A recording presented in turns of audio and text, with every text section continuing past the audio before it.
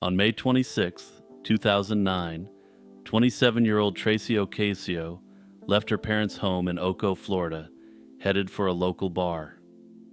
Her destination was the Florida Tap Room, a bar on Raleigh Street in Orlando's Metro West neighborhood. The Orlando Magic were playing against a young LeBron James and the Cleveland Cavaliers in the Eastern Conference Finals. Tracy was a devoted Magic fan, the kind that was fully tapped in and planned her nights around the games. Before tip-off, she spoke with her mother, Elizabeth, and said she'd be home later that night. Surveillance footage captured her leaving the bar around 1:30 in the morning on May 27th, accompanied by a man. Investigators identified him as 28-year-old James Virgil Hadaway, an Oco resident with a lengthy and troubling criminal record. That record included robbery, burglary, theft, and drug charges, amongst other offenses. When Tracy didn't return by morning, Elizabeth called her daughter's friends, trying to track her down. That evening around 7, an Oco resident called police to report an abandoned car sitting on a vacant lot on Franklin Street. It was Tracy's yellow 2002 Chevrolet Cobalt, and upon investigation, both front seats were pushed all the way forward. Her keys, cell phone, and wallet were all missing, though there didn't appear to be any other signs of a disturbance. Notably, the car sat roughly 150 yards from Hadaway's home on Lyle Street, which immediately caused even more heat to come down on him. Oco police detectives quickly brought Hadaway in for questioning, and surprisingly, given his previous encounters with law enforcement, he didn't lawyer up. He said he'd met Tracy at the tap room a couple of weeks earlier and that she'd offered him a ride home. According to his account, they arrived at his house around 2 in the morning. He suggested they smoke pot together, but she didn't like the harder stuff he had around, got a bad feeling, and left shortly after on her own. It was a tidy story, and on its face, entirely plausible. But the problem was that Tracy's cell phone records told a very different tale. When Elizabeth called her daughter's phone around 7 that morning, it pinged near Hadaway's property. Tracy's phone had been near his home for hours after he claimed she'd already driven away. His story also failed to account for how close her vehicle was found to his house.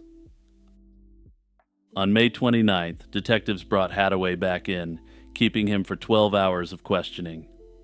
He took a polygraph test during the session, which, according to detectives, he failed. When pressed further, Hadaway asked for a lawyer, and the interrogation ended.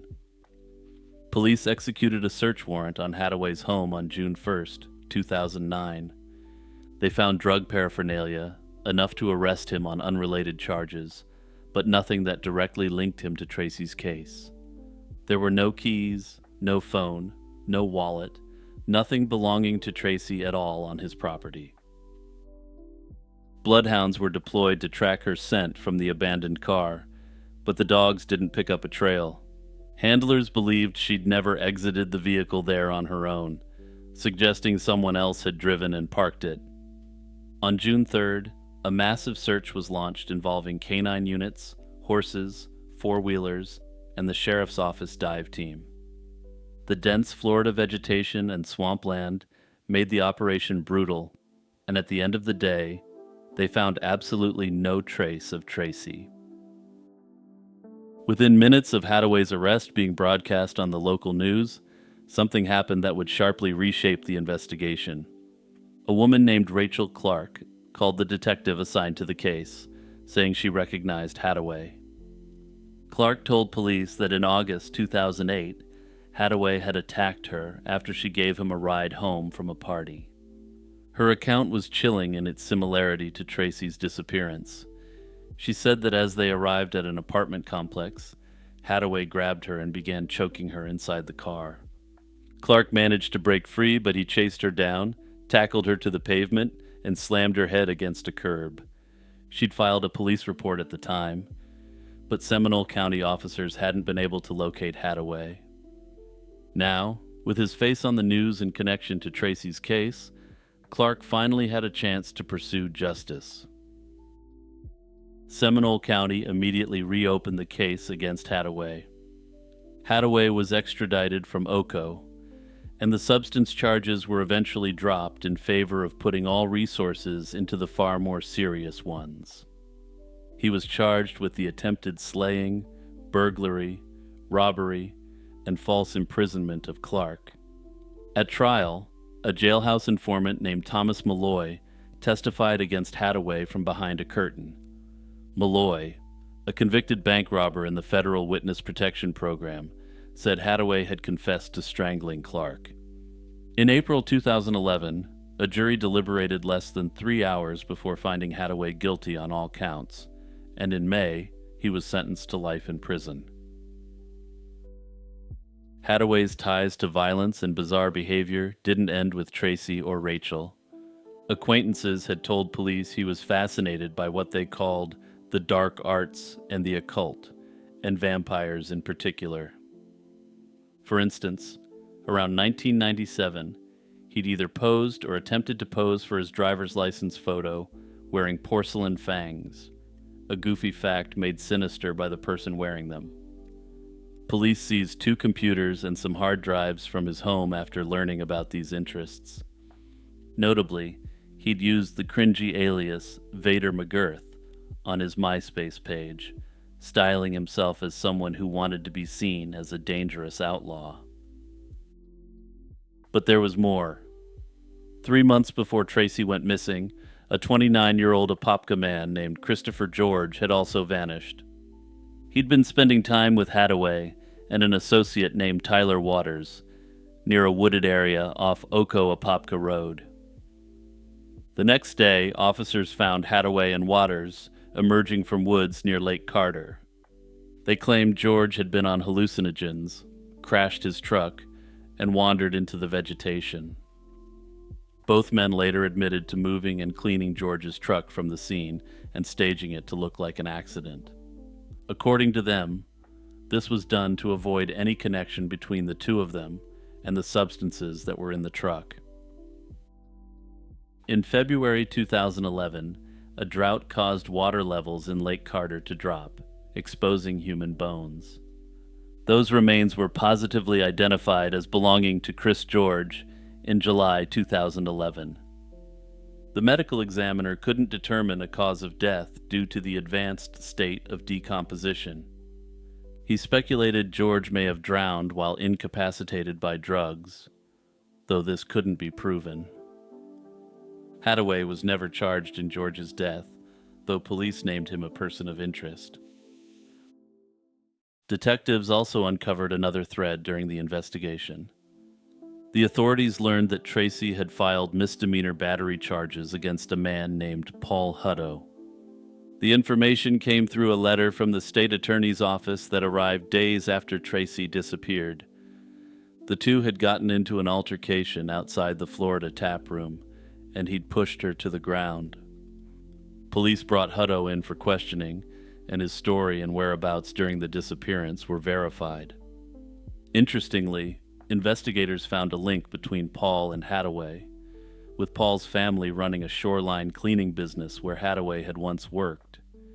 Phone records showed no recent contact, and Hutto was never considered a suspect, though they found this loose connection to be unusual. Hadaway remains in Blackwater River Correctional Facility in Milton, Florida, serving life for the attack on Clark. He's never been formally charged with any crime related to Tracy Ocasio and continues to maintain that he wasn't involved. Detectives, for their part, have confirmed that he remains the only suspect in the case. In the late 1970s, Howard Beach was a tight-knit, middle-class neighborhood in Queens, New York. Modest homes, tree-lined streets, and the kind of place where kids played outside until their parents called them in for dinner. On the surface, it looked like any other working-class corner of the city, but Howard Beach had a resident who made it something else entirely. John Gotti, a rising captain in the Gambino crime family, lived on 85th Street with his wife Victoria and their 5 children. His backyard neighbor on 86th Street was a 51-year-old furniture factory manager named John Favara. Favara worked at the Castro Convertibles plant in New Hyde Park, Long Island. He and his wife, Janet, had 2 adopted sons, and his boy, Scott, was close friends with John Gotti Jr. The 2 families existed in an uneasy proximity that seemed to work just fine most of the time. Favara was well aware of Gotti's reputation, but kept his head down and lived his life. That fragile peace shattered on a single Tuesday afternoon in March 1980, and what followed was one of the most chilling and disturbing disappearances in the history of organized crime. On March 18, 1980, 12-year-old Frank Gotti had just made his school football team. He was excited and restless, and he spent the afternoon playing outside. A neighborhood kid named Kevin McMahon owned a motorized minibike and was letting friends take turns, and Frank was eager to take a spin. When Frank's turn came, he hopped on before McMahon could give him instructions on how to handle it. Frank took off down the street without a care in the world, as 12-year-old kids generally do, mob boss son or not. Around the same time, John Favara was finishing his shift and driving home from work. He turned onto the street and was allegedly hit by the glare of the setting sun, and he apparently wasn't wearing sunglasses. To compound matters, a large construction dumpster sat near the road, creating a blind spot. Frank Gotti, on the minibike, darted out from behind the obstruction and directly into the path of Favara's car. The impact was devastating. Neighbors screamed and banged on Favara's windows, some even climbing onto the hood of his car. Frank had been pinned beneath the vehicle and dragged a considerable distance before Favara finally stopped. The boy was rushed to the hospital, but tragically he was pronounced dead shortly after arrival. Police investigated thoroughly, and officers conducted sobriety tests on Favara at the scene, including a breathalyzer, and confirmed he wasn't intoxicated. Investigators examined skid marks and found no evidence of excessive speed or reckless driving. Multiple eyewitnesses confirmed that Frank had entered the roadway suddenly from a blind spot. The cops ruled the death an accident, and no criminal charges were filed. But the Gotti family would tell a very different version for decades. Victoria Gotti, John's daughter, later wrote in her memoir that Favara had been drunk and speeding, and that he'd shown no remorse. Notably, some have theorized that given who the victim was, the police may have attempted to cover up any wrongdoing on the part of Favara. After all, if he had been drunk or speeding or impaired in any way, his life would have been over. In the days and weeks after Frank's death, John Gotti was visibly devastated. Victoria DiGiorgio, Frank's mother, dressed in black for weeks and reportedly walked to local baseball fields late at night, as though she might somehow find her son alive. A shrine of candles and photographs was erected in the Gotti living room, and the family's pain was real and profound. But alongside the grief, a darker current was allegedly building. 2 days after the accident, a woman called the local police precinct and announced that Favara would be eliminated. Officers relayed the warning to Favara, who dismissed it, telling the cop that kind of thing only happened in the movies. Little did Favara know that he was going to be going through a very cinematic period in his life. Anonymous threats began arriving by phone and mail, and a photograph of Frank Gotti and a mass card from his funeral were placed in Favara's mailbox. The community had turned against him, and the message was clear. On May 28th, Favara went to the Gotti home to apologize, but Victoria DiGiorgio met him with a baseball bat. Then, on May 28th, she attacked him in his own driveway, beating him with the bat in a rage that underscored just how far beyond reconciliation this situation had gone. Favara sought advice from a childhood friend whose father, Ettore Zappi, was a Gambino crime family captain. Zappi's message was blunt and urgent. Get rid of the car immediately and leave Howard Beach, never to return. Favara took the advice seriously, and he put his house up for sale, with a buyer rapidly being found at a fire sale rate. The legal paperwork was expedited, and a closing date was set for the last day of July. He and his family were preparing to leave the neighborhood for good, but perhaps they didn't move fast enough. On July 25, 1980, John Gotti and his wife flew to Florida, ostensibly to grieve in sunnier surroundings and get away from the place where their son had died. The trip also happened to provide Gotti with a convenient alibi for what came next. 3 days later, on July 28th, John Favara left his job at the Castro Convertibles factory on Long Island. He never made it home, and according to the authorities, multiple witnesses saw what happened. Several men confronted Favara near his workplace. He was beaten, possibly with a baseball bat, and shoved into a dark-colored van. Some witnesses reported hearing what sounded like a shot, possibly from a silenced weapon. The van sped away, and perhaps unsurprisingly, that was the last time anyone saw John Favara alive. His wife Janet reported him missing the following day on July 29th. The Gotti family returned from Florida on August 4th and were immediately questioned by investigators. Victoria DiGiorgio told detectives she didn't know what had happened to Favara, but wasn't sorry if something did. She added that he'd never sent a sympathy card, never apologized, and never even gotten his car repaired or cleaned up, simply leaving it as a cruel reminder to them. John Gotti, when informed that Favara was missing, reportedly shrugged and said that he wouldn't be helping at all given the circumstances. Favara's disappearance triggered a law enforcement investigation that would stretch across decades. The FBI took an early interest due to the case's ties to ongoing surveillance of the Gambino crime family, but without a body, a vehicle, or cooperative witnesses, the case stalled. Notably, despite this very extensive ongoing surveillance of made men and associates, nobody was ever caught on camera doing anything related to Favara. The dark-colored Ford Econoline van described by witnesses was never located, and no arrests were made. In 1983, John Favara was declared legally dead. His wife Janet and their 2 sons left Howard Beach and kept a low profile for the rest of their lives. Janet Favara died in 2000 without ever learning what had happened to her husband. For years, the prevailing theory was that Favara had been knocked off by Gambino operatives while Gotti was out of town. Law enforcement and mob informants believed his body had been stuffed into a barrel of concrete and dumped at sea. Others speculated that he'd been dismembered and buried on the grounds of a chop shop.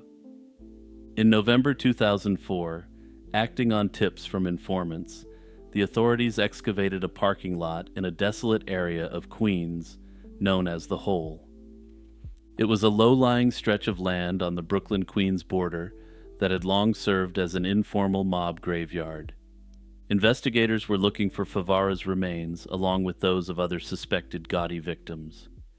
They found 2 bodies of prominent mobsters, but Favara's remains were not among them.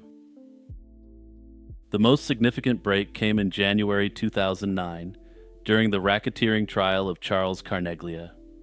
Carneglia was a Gambino soldier and a member of John Gotti's inner circle of enforcers. Federal prosecutors filed a 44-page evidence motion in Brooklyn federal court. The court documents contained allegations from 2 cooperating witnesses who claimed Carneglia had told them he'd eliminated Favara and disposed of the body in a barrel of acid. Carneglia had allegedly told one of the informants that acid was the most effective method for avoiding detection. In a deeply ironic twist, one of those cooperating witnesses was identified as Kevin McMahon, the same neighborhood kid who'd owned the mini bike Frank Gotti was riding the day he died. McMahon had grown up under the wing of the Carneglia brothers, becoming a Gambino associate before eventually flipping and entering witness protection. The jury in Carneglia's trial failed to reach a verdict on the Favara charge specifically. He was, however, convicted of racketeering and conspiracy involving 4 other hits and sentenced to life in prison. So yeah, perhaps not a great guy to say the least. No one has ever been formally convicted in relation to the presumed hit on John Favara, and his body's never been recovered. The case remains officially unsolved, though almost everyone connected to it, from law enforcement to mob insiders, believes John Gotti's hand was involved in the act to some extent. Gotti himself went on to become the boss of the Gambino family in 1985, after ruthlessly climbing his way to the top. He was finally convicted in 1992 and sentenced to life in prison, dying of cancer in federal prison in 2002. Notably, some have theorized that Gotti himself may not have actually ordered that Favara be taken out. It remains a possibility that someone working under him saw the opportunity to take action and win favor with his boss. After all, it was very clear that Gotti was personally distraught by the matter, and clearly wouldn't be shedding any tears for Favara. Regardless of what actually happened, Favara's disappearance remains one of the most disturbing unsolved cases tied to the mafia. It's a stark reminder that in the world of organized crime, an innocent accident, if that's what it was never going to be a defense. Hey friends, it's Jimmy here with that usual reminder to hit the subscribe button and to check out the YouTube membership or the Patreon to help out further. Anyway, with that said, we've still got a lot of content to get through, so let's get back to business. In November of 1930, a Canadian fur trapper named Joe LaBelle made his way across the frozen landscape of what was then the Northwest Territories. He was heading toward a small Inuit settlement on the shores of Lake Anjikuni, and LaBelle knew the village well. He'd passed through before on his trapping routes, and had always been greeted warmly by its inhabitants. It was a community of roughly 25 people who lived off the land in one of the most remote corners of the continent. The area around Lake Anjikuni, now part of the Kivalik region of Nunavut, is a vast stretch of the Canadian Shield, scraped flat by ancient glaciers and dotted with lakes and rivers. It's the kind of place where the cold winds can erase absolutely everything beneath them. In November, the average temperature stays well below freezing, and the lake itself becomes an unbroken sheet of ice indistinguishable from the barren tundra surrounding it. This was the world LaBelle walked into, expecting a hot meal and a warm place to sleep. What he found instead was silence. According to the account that would eventually reach print, LaBelle called out as he approached the settlement but received no response. He moved through the village and discovered it completely abandoned with the tents and shelters still intact. Unfinished garments lay with needles still threaded through the fabric, and old food hung over fire pits where the flames had long since gone out. Personal belongings and provisions remained undisturbed, as though the inhabitants had simply stood up and walked away in the middle of their daily routines. More disturbing still, LaBelle reportedly found the bodies of 7 sled dogs that had starved to death, still tethered to their posts. And then there was the grave. At least one burial site had been opened and emptied, with the stones that once encircled it still carefully in place, suggesting no animal had done the digging. LaBelle, shaken by what he'd seen, made his way to the nearest telegraph office and contacted the Royal Canadian Mounted Police. This is the story as it's often told, but upon further examination of the historical record, there's something more going on here.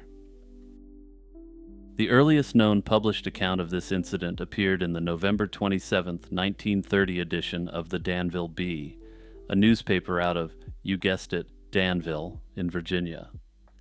The article was written by a journalist named Emmett Keller, who identified himself as a special correspondent. Keller's version described a village of about 25 people, mentioned the dead dogs and the emptied grave, and included a generic stock photograph of an Inuit village. For decades, this article was mistakenly attributed to the Halifax Herald, a confusion that persisted until researchers traced the original to its correct source. Keller's piece was relatively restrained compared to what would come later, but it contained enough eerie detail to catch a reader's imagination. Not long after, on January 17, 1931, a formal investigation of the story was conducted by an officer known as Nelson. Nelson had spoken with local traders and determined that Joe LaBelle was indeed a real person who worked as a trapper in northern Manitoba and traveled further north regularly. However, no one in the region had heard of this village or its alleged disappearance. Nelson also discovered that the photograph Keller used was a stock photograph, despite being presented as the real deal in the article. Based on these findings, Nelson concluded that the entire story was a sensationalized fabrication, likely invented or heavily embellished by Keller. The authorities filed the matter away, and for nearly 3 decades, the story of Lake Anjikuni essentially disappeared from public consciousness. The story might have stayed buried if not for a man named Frank Edwards. Edwards was an American writer and radio broadcaster who'd built a career around tales of the unexplained. In 1959, he published a book called Stranger Than Science, a collection of short accounts of paranormal events and unsolved mysteries.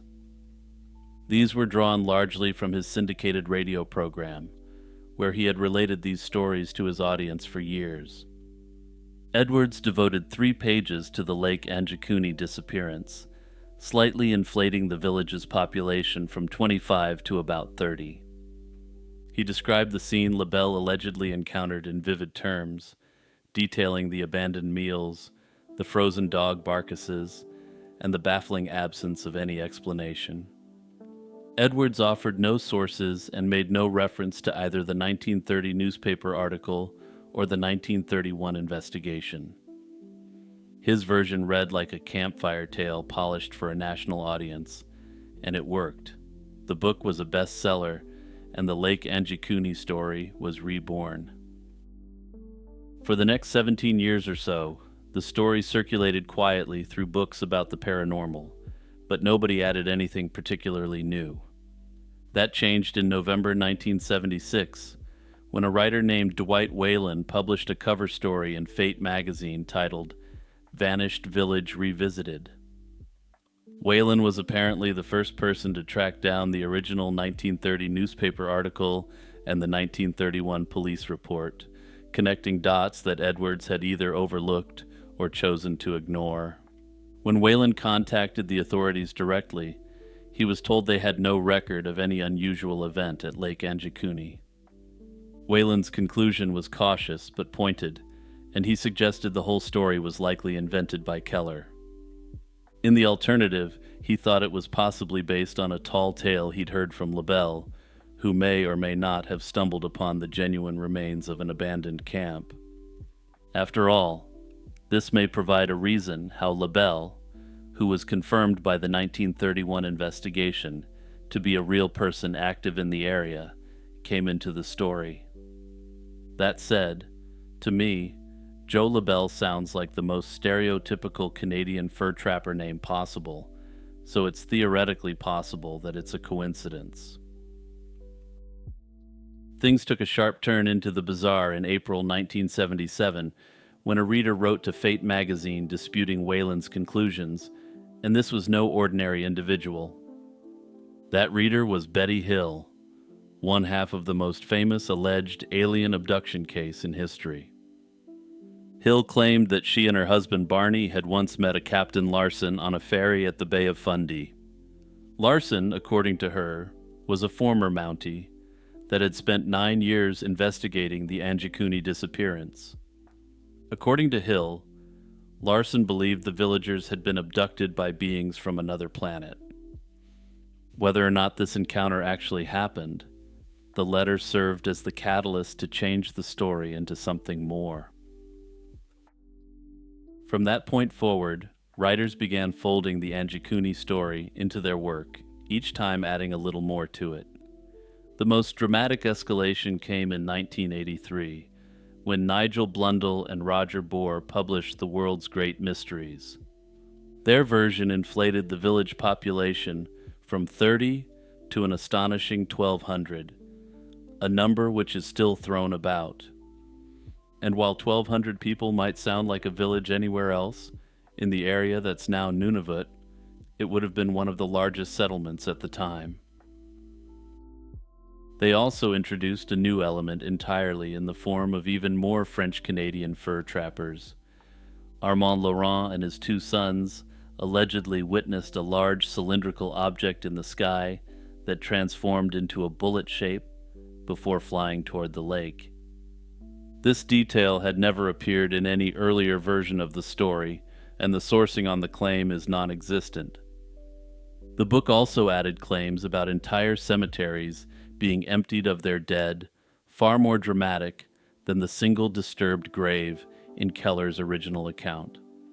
With each retelling, the story grew, and the line between what Lebel may have actually reported and what was invented by subsequent authors became increasingly impossible to trace. A number of investigators have attempted to debunk the Anjikuni story by focusing on small factual inconsistencies in the various retellings. They point to things like environmental details, materials used in kayaks, and changing population figures across different versions of the account. These critics argue that such discrepancies suggest the story evolved through retellings rather than reflecting a literal historical event. Personally, though, I'm not particularly interested in that kind of granular nitpicking. Minor inconsistencies and shifting details are common in stories that circulate over time, and focusing too heavily on them can miss the broader narrative or cultural significance of the tale. That said, I think we can actually look to the evidence to figure out what kernel of truth may exist in this story, if there is indeed any at all. One possibility is that Lebel did encounter an abandoned campsite, but that the abandonment wasn't mysterious at all. The Inuit of the Central Arctic were semi-nomadic, moving seasonally to follow caribou herds and to access different resources at different times of year. A camp that appeared suddenly empty to an outsider might simply have been one that its inhabitants had left on schedule, taking what they needed and leaving behind what they didn't. The dead sled dogs, if they existed, could point to an emergency departure driven by disease, a failed hunt, or a dispute within the group. Camps were sometimes abandoned quickly when conditions demanded it, and items that were unnecessary for the journey ahead would be left behind. As for the disturbed grave, this too has some potentially mundane explanations. Permafrost burial practices in the Arctic sometimes involved shallow interment covered with stones. These graves could be disturbed by natural forces, by animals, or even by other Inuit following cultural practices unfamiliar to a European trapper. Lebel's assertion that the stones around the grave were undisturbed doesn't necessarily mean human hands weren't involved. It simply means he couldn't identify the cause. It's plausible that Lebel found something genuinely unsettling, something he couldn't explain with his own experience, and that the story grew from there. Keller, a journalist looking for a dramatic dispatch from the north, would have had every incentive to sharpen the edges and lean into the mystery. What makes the Lake Anjikuni story endure isn't the strength of the evidence, it's the image. There's something deeply unsettling about the idea of an entire community vanishing in the middle of ordinary life, leaving behind the half-finished evidence of their existence. It taps into a primal fear of abandonment and erasure, the idea that a person or a people can simply be wiped from the earth without explanation. That fear is amplified by the setting, a landscape so vast and so empty that it feels as though it could swallow anything without leaving a trace. The story also endures because it's been so useful to so many different kinds of storytellers. The original Keller article provides enough evidence to suggest that something happened that anyone interested in the unexplained can slot their own theories into the few facts. Of course, it appears to me that Blundell and Bohr, or perhaps their publisher, wanted something a bit spicier than the subtly mysterious version originally told by Keller. For what it's worth, the Mounties today maintain that the entire incident is an urban legend, and in all likelihood, they're right. The chain of evidence leads back to a single newspaper article written by a journalist whose credibility was questioned almost immediately. Unusual for a case like this is that the Mounties actually investigated the claims almost immediately, who discounted Keller's report. But at the very heart of it, there's likely a real historical event that happened, involving a somewhat mysterious fur trader named Joe LaBelle and a vanishing Inuit camp. For centuries, the Brown Lady of Raynham Hall was a whispered legend, confined to the corridors of a Norfolk mansion. Then, in 1936, two photographers claimed they captured her on film, and the Brown Lady became arguably the most famous ghost in the history of photography of the era. Most accounts trace the identity of the Brown Lady to Lady Dorothy Walpole, the sister of Sir Robert Walpole, who's widely considered Britain's first Prime Minister. Dorothy married Charles Townshend, the second Viscount Townshend, in 1713. It was actually her second marriage, as she'd previously been married to a man who died young. By most historical records, the marriage to Townshend was deeply troubled. Townshend was known for his volatile temper, and there were persistent rumors that he kept Dorothy locked away in Raynham Hall after discovering she'd been unfaithful. Some versions of the story claim she was confined to a set of rooms and forbidden from seeing her children. She died in 1726, and the official cause was listed as smallpox, though skeptics over the centuries have questioned whether her death was quite so straightforward. The nickname itself comes from the brown brocade dress the figure is said to wear when she appears. Witnesses across multiple generations described seeing a woman in a brown gown drifting through the halls and staircases of Raynham Hall. The earliest reported encounters with the Brown Lady date to the early 19th century, though it's likely the stories circulated privately among servants and family members before. During a Christmas gathering in 1835, one Colonel Loftus, a guest at the estate, claimed he saw the apparition on two separate nights. He described her as a woman of aristocratic bearing wearing a brown satin dress, but what disturbed him most were her eyes. He said the figure's eye sockets appeared dark and hollow, as though the eyes themselves had been gouged out. His account was considered credible enough at the time that local artists were commissioned to paint the figure based on his description. Unfortunately, this painting appears to have not been notable enough at the time, and it slipped into the spooky realm of lost media. Either that, or it's just not notable enough to have been digitized. Take your pick. But hey, it's my video, and I'm going for historical lost media on vibes alone. Another notable encounter involved Captain Frederick Marryat, a celebrated Royal Navy officer and novelist, who was no stranger to danger or deception. Marryat reportedly stayed at Raynham Hall specifically because he was skeptical of the ghost stories and wanted to debunk them. He was, by all accounts, a practical man who had faced storms at sea and combat, and he found the idea of a ghost in a country house rather absurd. According to the account, the captain encountered the apparition in a hallway one night, and what he did next is honestly kind of hilarious and lends credence to the story in my view. He claimed the figure grinned at him in a diabolical fashion, and in a moment of panic, he fired his pistol directly at her. The bullet passed through the specter and lodged in a door behind her. Whether Marryat's account is entirely reliable has been debated, but it added a vivid and dramatic chapter to the Brown Lady's growing legend. The moment that transformed the Brown Lady from a regional ghost story into an international sensation came on September 19th, 1936. Captain Provand and Inder Shira, two photographers working for Country Life magazine, were at Raynham Hall to photograph the interiors for a feature article. The assignment was routine architectural documentation, the kind of work the magazine published regularly to showcase Britain's grand estates. As Provand set up a shot of the oak staircase, Shira reportedly noticed a veiled, luminous figure descending the steps.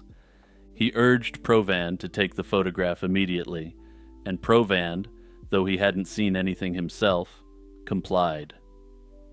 When the plate was developed, it appeared to show a translucent, ghostly figure on the staircase, draped in what looked like a white veil or shroud. The image was first published in Country Life on December 1st, 1936, and it caused an immediate stir. It was subsequently picked up by newspapers and paranormal publications around the world. The photograph remains one of the most widely reproduced and debated images in the history of the paranormal. Also, if you're just listening, now would be the time to look and check out this picture and see what you think for yourself. Skeptics have naturally offered alternative explanations, varying in their potential plausibility. Some photographic experts have suggested the image could be the result of double exposure, a smear of grease on the lens, or light leaking onto the plate during development. Others have pointed out that the figure's appearance doesn't closely match the traditional description of the brown lady in her brown dress. Notably, the ghost in the photograph appears in white, and according to some sources, she appears to be wearing a veil. Whether what's actually being seen is an outline of a veil, or just her hair is open to interpretation in my view. The most interesting theory is that this photograph is a simple overlay of a statue of the Madonna on the staircase, a hypothesis that I find fairly alluring. Defenders of the photograph's authenticity have noted that Provand and Shira maintained their account consistently and claimed neither photographer had a known motive for fabrication. They've also noted that there has been no definitive debunking of the photograph, despite it being nearly a century old. What makes the brown lady endure isn't just the photograph, though that certainly helped cement her place in the paranormal canon. It's the depth of the historical narrative behind her. If Dorothy Walpole truly was imprisoned in her own home, cut off from her children, and left to die in isolation, then the ghost story becomes something more than a campfire tale. It becomes a story about injustice, about suffering, and about the refusal to be forgotten. The aristocratic setting of Raynham Hall, with its imposing facade and centuries of accumulated power, adds a layer of Gothic weight that few haunted houses can match. The Townshend family has largely been private about the ghost stories, neither aggressively promoting nor categorically denying the haunting. Raynham Hall isn't a tourist attraction in the way that some allegedly haunted properties have become, which lends it a kind of restraint that makes it more compelling rather than less. Reports of sightings have diminished significantly since the mid-20th century, leading some to speculate that whatever energy was behind the manifestation has dissipated. Others take a more pragmatic view and suggest that the legend simply ran its natural course as the cultural appetite for Victorian-style ghost stories waned. Personally, though, this ghost attracted my attention due to its relation to important figures in British history and the narrative that goes along with it.